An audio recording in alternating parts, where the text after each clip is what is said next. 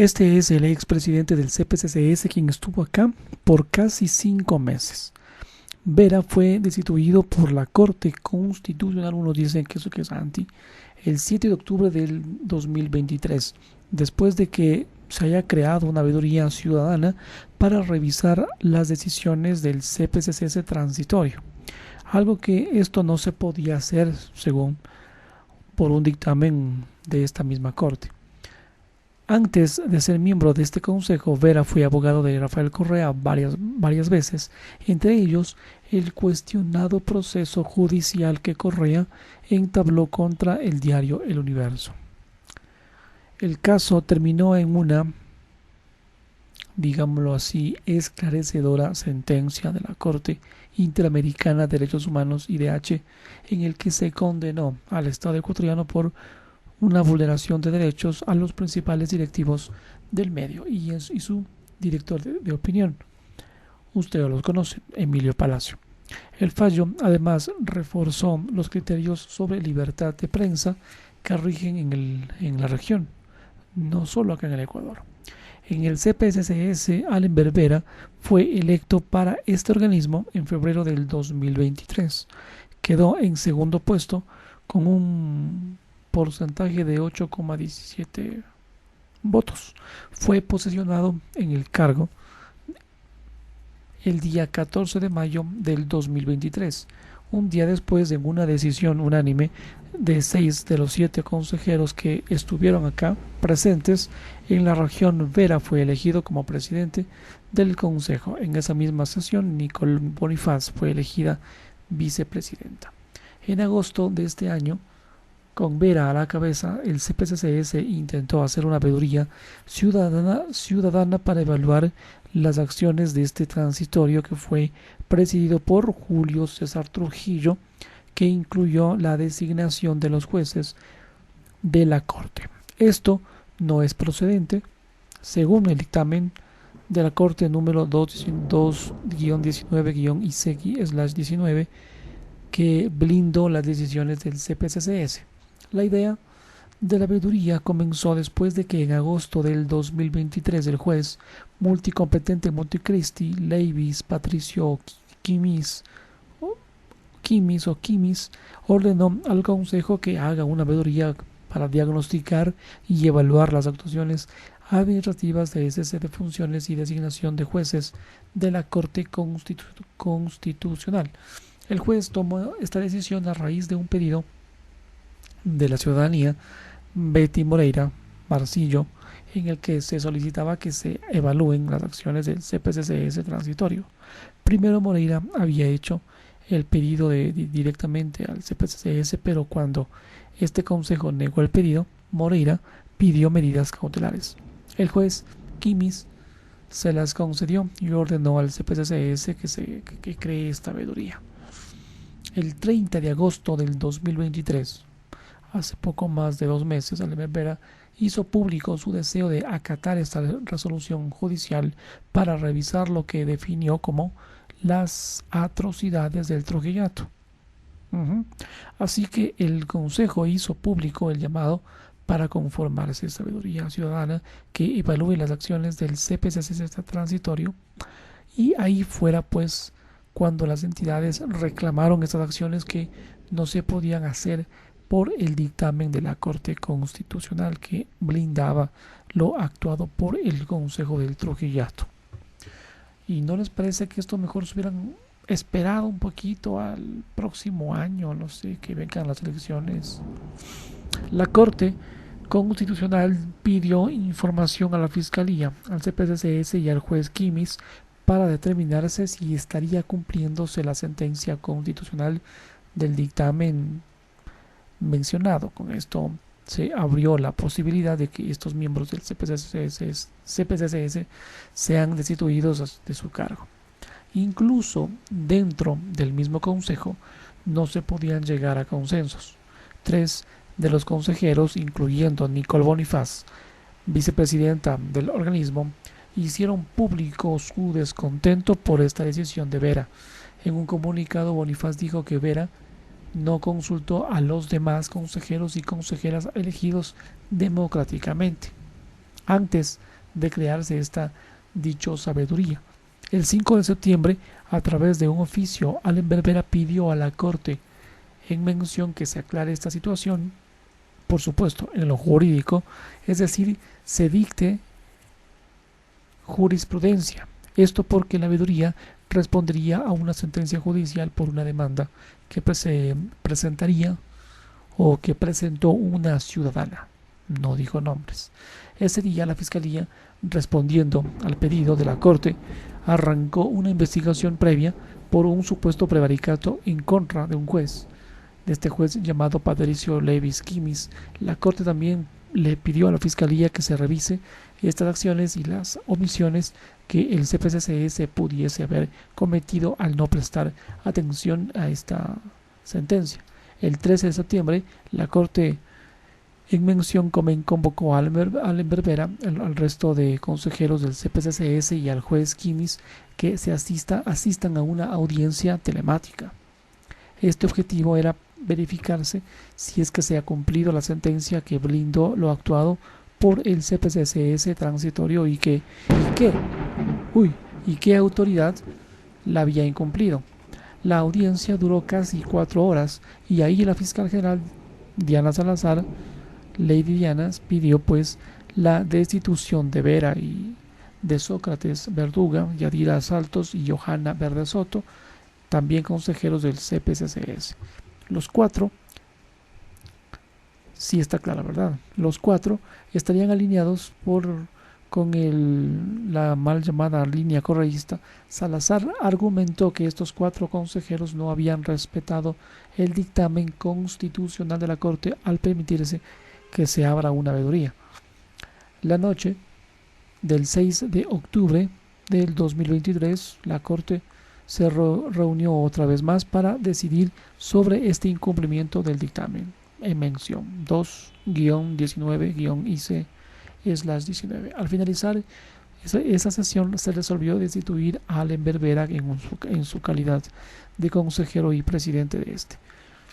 La decisión, dice el dictamen de la Corte, tiene efecto inmediato desde su notificación.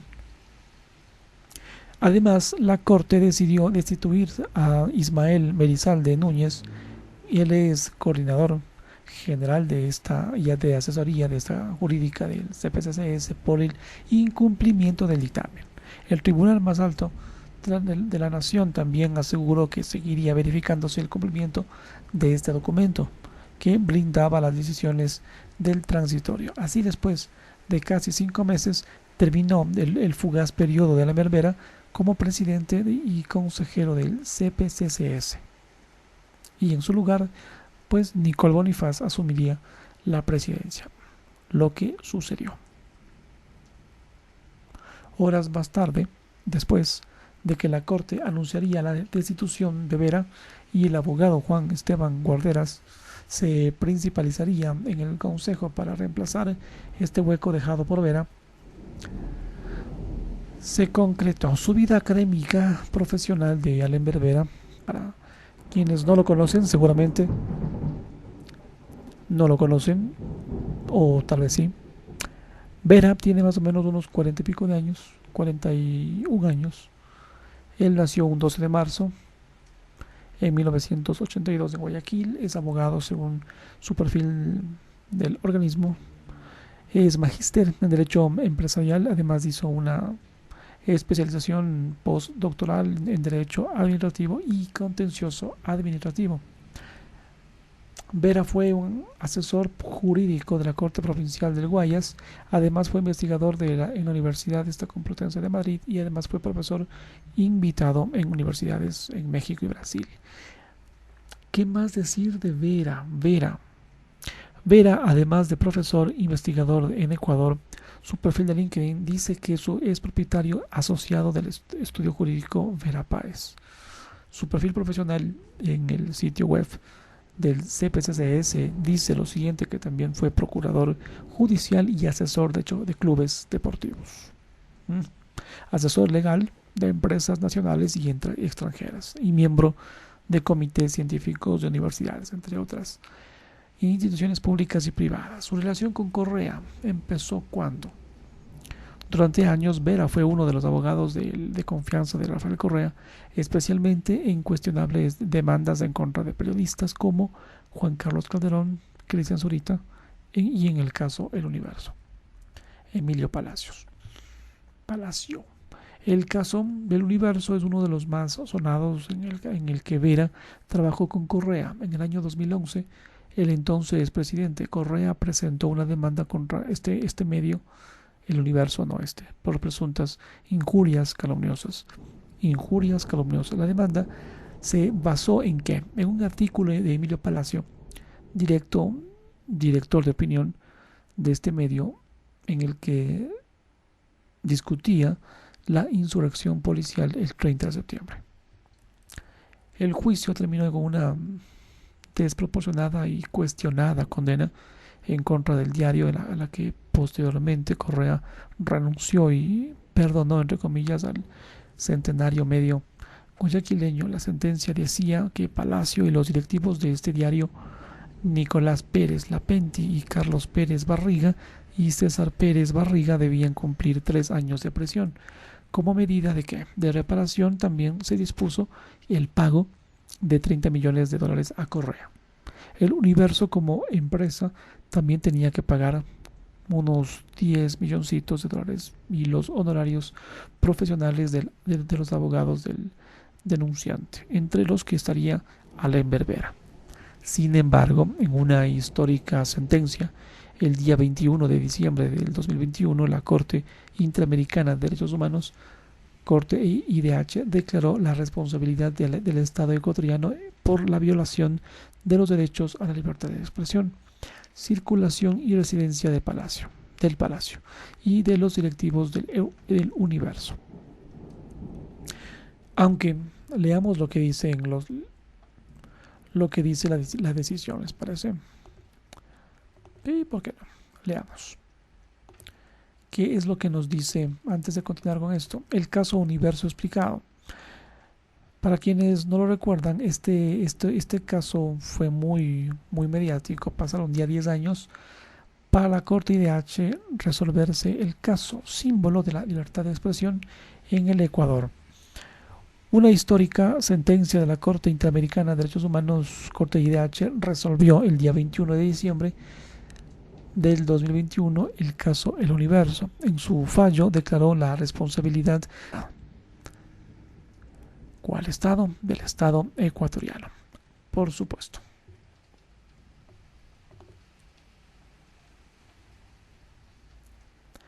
¿Por qué?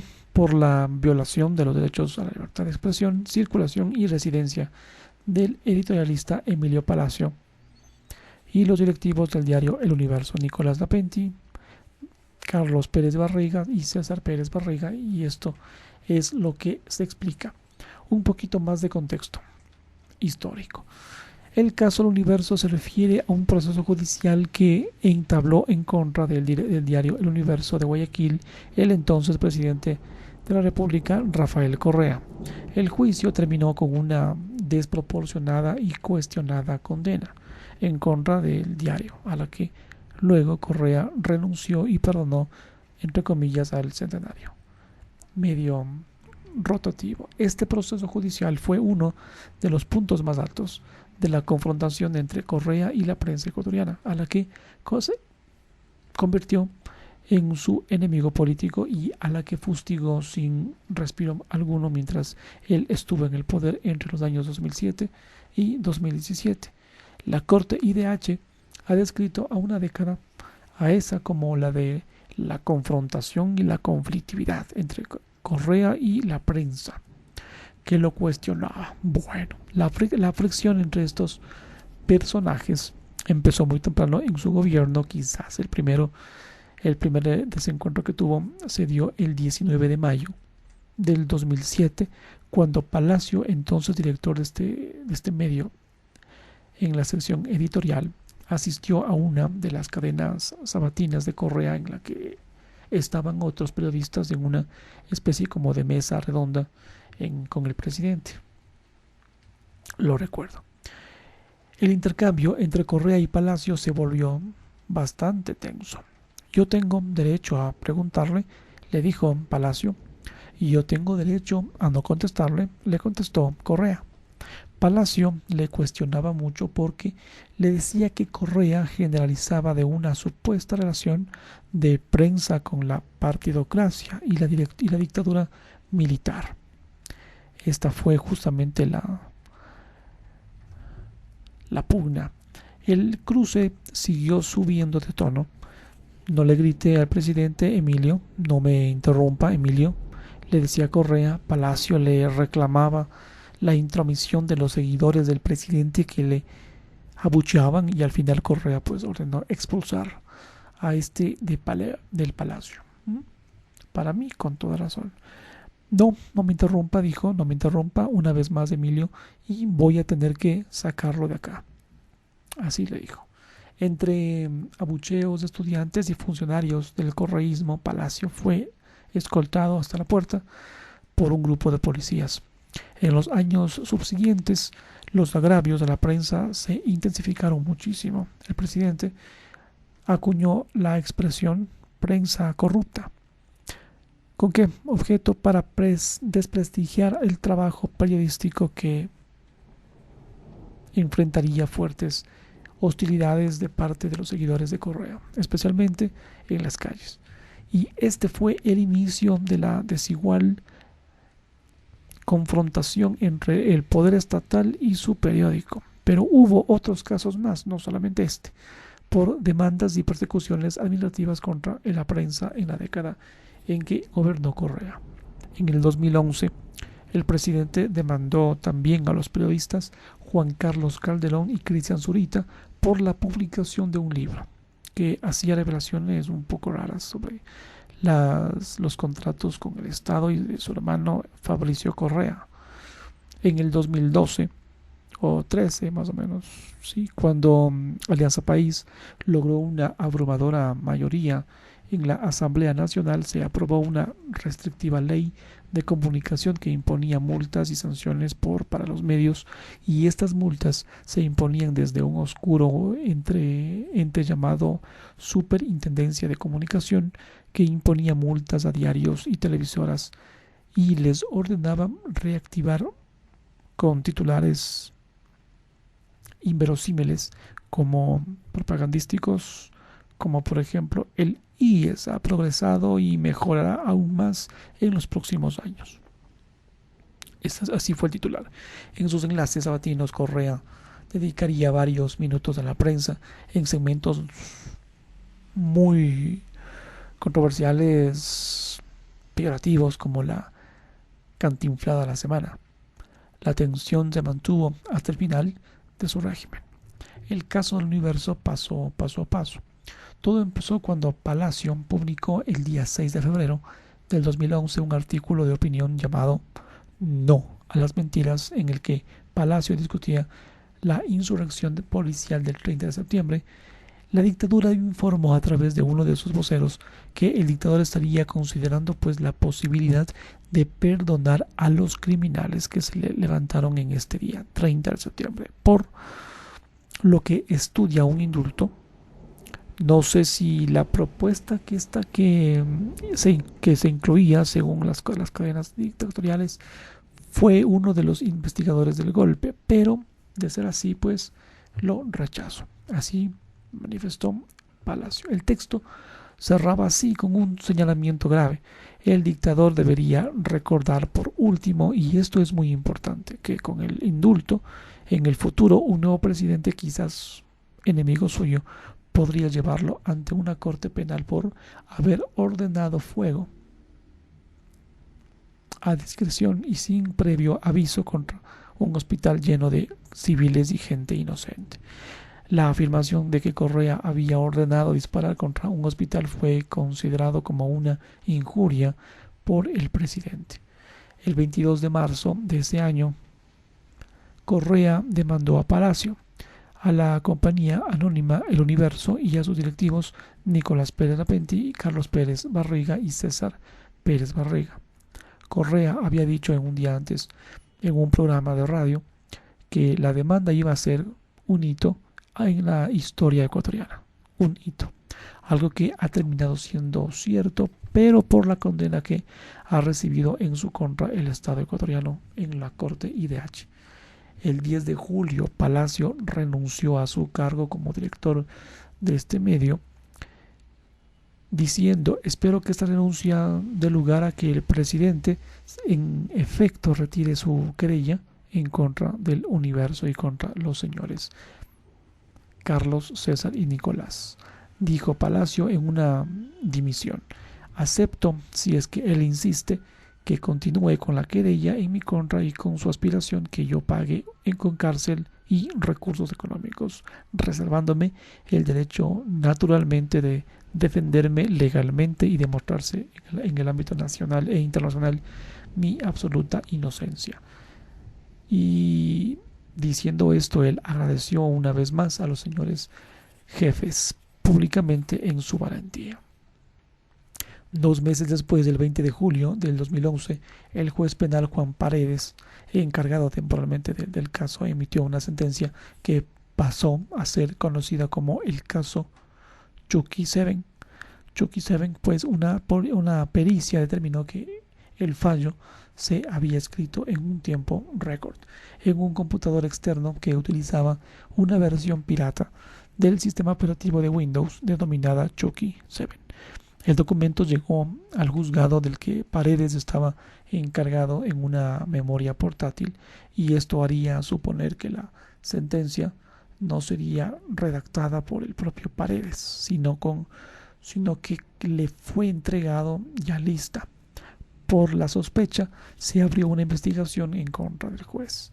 Condenó a Palacio y a los hermanos Pérez a 3 años de prisión y una multa de $12. Pero además, como medida de reparación, se dispuso el pago de $30 millones a la supuesta víctima, es decir, a Rafael Correa. Diario El Universo también, como empresa, debía pagarle $10 millones, así como a los honorarios profesionales de los abogados del denunciante. Ahí estaba Allen Berbera. La sentencia fue duramente criticada por expertos jurídicos y medios de toda la región por su desproporción y por mezclar cuestiones civiles y penales en un mismo fallo. Así lo dijo el organismo de monitoreo de la libertad de expresión Fundamedios.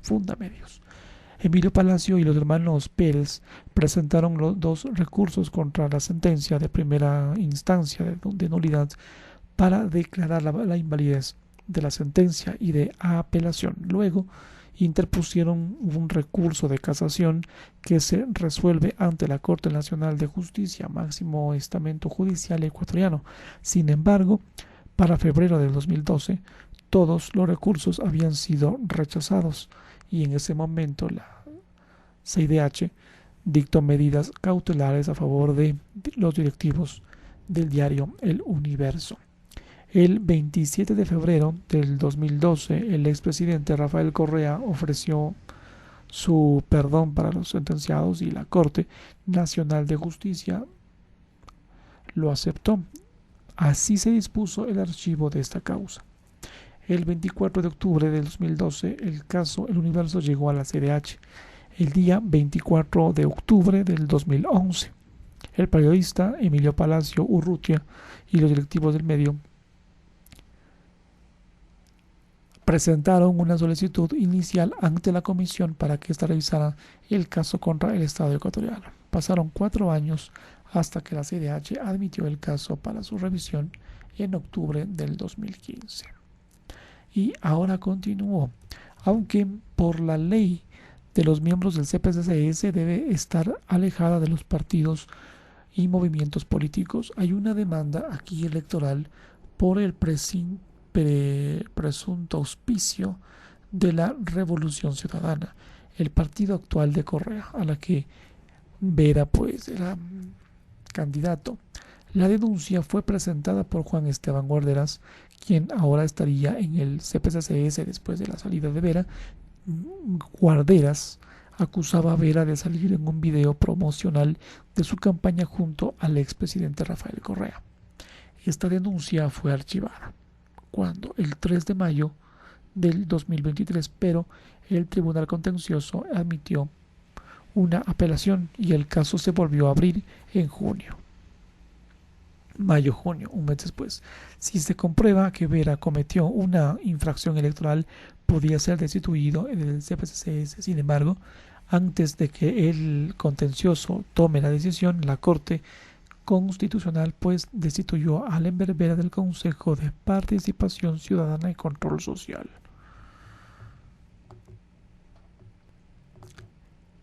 ¿Tomó una buena decisión la Corte o debía esperarse a que salga el resultado del contencioso del tribunal? Veamos. En otro tema a contar con respecto a los sicarios de Fernando Villavicencio y su crimen, el SNAI confirmó que estas 6 personas fueron asesinadas en la penitenciaría del Litoral en un enfrentamiento y otra persona murió en la cárcel en el Inca. Hay muchas inconsistencias por acá. 6 personas murieron en un enfrentamiento en la Peni la tarde del 6 de octubre, el día viernes. El SNAI confirmó que esas personas asesinadas eran los presuntos sicarios de Fernando Villavicencio, candidato a la presidencia, que fue asesinado el 9 de agosto, días antes de la primera vuelta electoral. Esto sabemos sobre todo por medios digitales y nacionales. El día siguiente, la mañana del 7 de octubre, se confirmaría el asesinato de un séptimo implicado en el asesinato de Villavicencio, acá en el Inca. Son 7. El asesinato de estos 6 presos en la Peni, cerca de las 7 de la noche del viernes 6 de octubre, la SNAI confirmó la muerte de 6 personas. La SNAI publicó un comunicado en el que decía: a las 4 de la tarde de ese día se produjo un evento al interior de este centro de privación de libertad masculino Guayas 1, pabellón 7, en el que murieron esas personas. En ese comunicado no confirmaron la identidad de los fallecidos. La SNAI dijo que un equipo de criminalística con las Fuerzas Armadas y la Policía Nacional ingresaron a la cárcel para hacer el levantamiento del cuerpo y confirmarían su identidad. Después de que la SNAI publicaría este comunicado en redes sociales, han circulado rumores de que estos asesinados en el enfrentamiento en la Peni eran los sicarios de Villavicencio, de Don Villa. Pasadas las 9 de la noche de ese día, el SNAI confirmó que estos en efecto eran los presuntos autores materiales del asesinato del ex candidato presidencial, que estarían detenidos en esa cárcel. A las 7 de la noche del 6 de octubre, la Fiscalía dijo en su cuenta X que en las próximas horas personal militar especializado realizaría pues las primeras incursiones y reconocimientos en el pabellón 7, donde se habrían originado estos incidentes, para tomar control de la situación. Horas después, cerca de las 11 de la noche, mientras tú dormías, yo también, la Fiscalía dijo que se levantaron los cadáveres para que se hagan las autopsias correspondientes para determinar si la causa de muerte de estas 6 personas presas. Además, un jefe y 2 guías más penitenciarios fueron llevados a la unidad de flagrancia para que se rindieran sus versiones. La Fiscalía también dijo lo siguiente: que comenzaría una investigación por estas acciones del SNAI debido a que existiría una orden de traslado por seguridad de las personas presas por el asesinato del Fernando Villafernando. Sin embargo, dice la Fiscalía, esa orden no se cumplió. No se cumplió. El asesinato de un preso acá en el Inca, poco antes de las 10 de la mañana del día siguiente, 7 de octubre, la Fiscalía dijo que se dispuso el levantamiento del cuerpo de una persona privada de libertad que había muerto en la cárcel del Inca, en Quito. La institución dijo que ordenó la práctica de diligencias técnico-científicas para determinarse su identidad y las causas de la muerte. Media hora más tarde, como dicen 3 doritos después, el SNAI confirmó que el fallecido era otro de los vinculados en el asesinato de Fernando. Sin embargo, no dio detalles sobre esto. Según un comunicado publicado a las 10:20 de la mañana del 7 de octubre, el SNAI estaría coordinando con la Fiscalía pues las investigaciones respectivas al respecto. Entonces, el gobierno descabeza a la policía y el SNAI como parte de su reacción. A las 7 de la mañana con 44 minutos, no, de la noche, el día 6 de octubre, Lasso dijo en su cuenta X que después de que se confirmara este hecho de las 6 personas, dispuso que el gabinete de seguridad sesione de inmediato. Además, Lasso dijo que regresaría al país en las próximas horas para atender la emergencia. Y en efecto, el presidente estaba de viaje con una licencia sin remuneración desde el 5 de octubre por asuntos de índole personal y familiar en la ciudad de Nueva York, según el oficio enviado a la Corte Constitucional. Después de este viaje, del 7 al 13 de octubre, Lasso tenía planeado asistir a una reunión bilateral con el presidente de Corea del Sur, allá en Seúl. La mañana siguiente, Lasso confirmó que se cancelaron esas actividades diplomáticas y comerciales planificadas en Corea. En un comunicado publicado el 7 de abril, el gobierno también anunciaría varias medidas después del asesinato de 7 personas presas que estarían involucradas en el caso Villa Fernando. 1.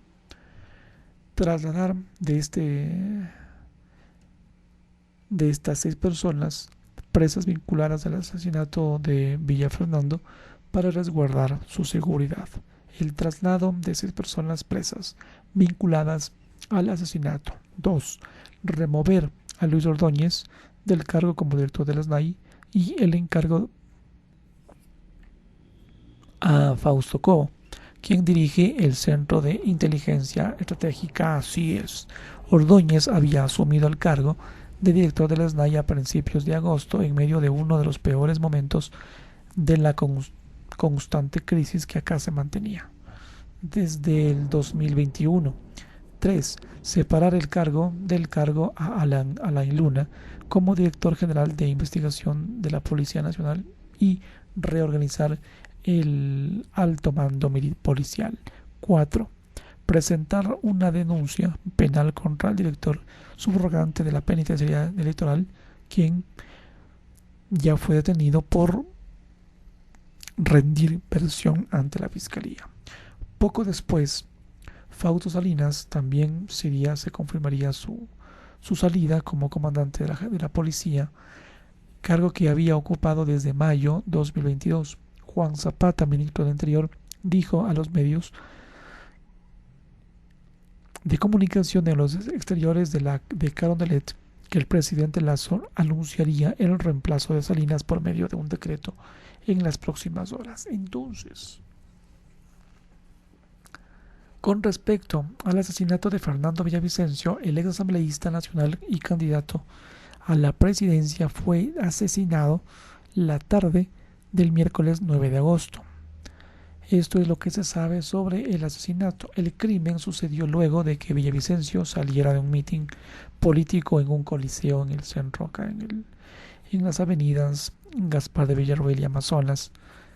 En el Coliseo Anderson, Villavicencio recibió varios disparos en su cabeza. Su muerte fue de inmediato, lo confirmó poco después de lo ocurrido. El 9 de agosto la policía detuvo a una persona presuntamente involucrada en el asesinato de Villavicencio. Este es el que murió en flagrancia, ¿verdad? Sin embargo, horas después, Fausto Salinas, comandante de la Policía Nacional, confirmó que este sospechoso habría muerto tras una persecución con los agentes del orden. Salinas dijo que, haciéndose su uso legítimo de la fuerza, se lo neutralizó, justificándose. A las 11:20 de la noche de ese 9 de agosto, la Fiscalía confirmó que otras 6 personas más fueron aprehendidas en allanamientos en Conocoto y San Bartolo. esto es al suroeste de Quito y sur también de Quito, respectivamente. Un juez ordenó prisión preventiva para estos procesados, para todos. Entre agosto y parte de septiembre se hicieron varias diligencias dentro de esta investigación y como resultado el viernes 8 de septiembre se hicieron más detenciones relacionadas al caso. Ese día la fiscalía y la policía hicieron operativos que terminarían con la detención de 5 personas. Además, se vinculó al proceso a otras 2 personas y que ya estarían detenidas en la cárcel de Quito y la Tacunga.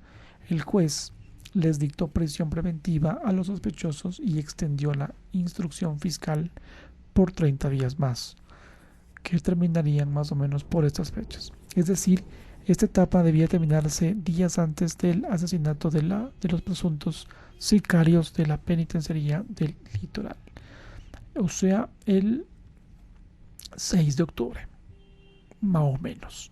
El 28 de septiembre del 2023, el Departamento de Estado de Estados Unidos anunciaría una entrega de una recompensa jugosa de hasta $5 millones por información que conduzca al arresto y o condena de estos todavía desconocidos co-conspiradores y autores intelectuales detrás del asesinato de Villa Fernando. Además, el secretario de Estado Anthony Blinken anunciaría en un comunicado bastante raro una segunda recompensa, y esta es la de hasta $1 millón por información que conduzca a la identificación y localización de cualquier individuo que ocupe un puesto de liderazgo clave en el grupo de delincuencia organizada transnacional responsable del homicidio. Este testigo cobraría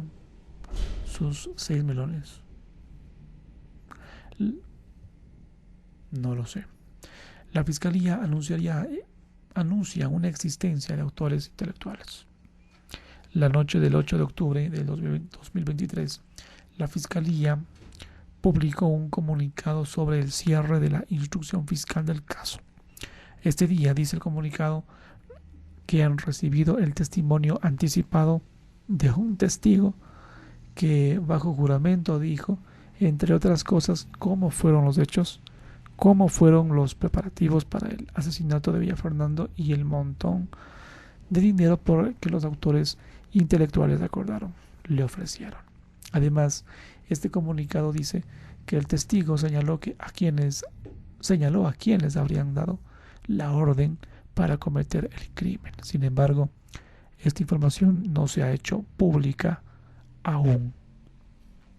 La fiscalía dijo que con esta declaración y con esta otra información recabada en la instrucción fiscal se iniciaría una investigación para determinarse los autores intelectuales del delito. Esto es lo que se sabe.